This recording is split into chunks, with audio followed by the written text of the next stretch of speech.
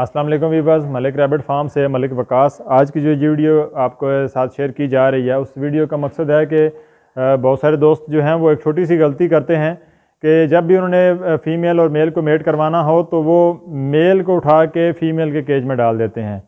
ऐसी गलती करने से आपका मेल ज़ख्मी भी हो सकता है और शदीद जो है ना उसको चोट लग सकती है। इसलिए जब भी आप अपने फ़ीमेल और मेल की ब्रीडिंग करवाएं या उनको मेटिंग करवाएं, जब क्रॉस करवाते हैं तो हमेशा फ़ीमेल को उठा के आपने मेल के केज में डालना है, ठीक है। और कोशिश किया करें कि एक या ज़्यादा से ज़्यादा 2 दफ़ा उसको क्रॉस करवाएं। कुछ दोस्त ऐसे हैं जो 8-8, 10-10 दफ़ा उसको जो क्रॉस करवा रहे होते हैं, तो ये इससे भी कोई फ़र्क नहीं पड़ता।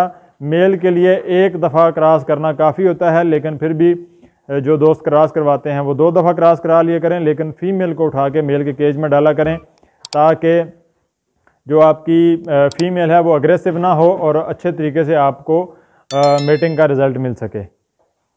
बहुत शुक्रिया, अल्लाह हाफ़िज़।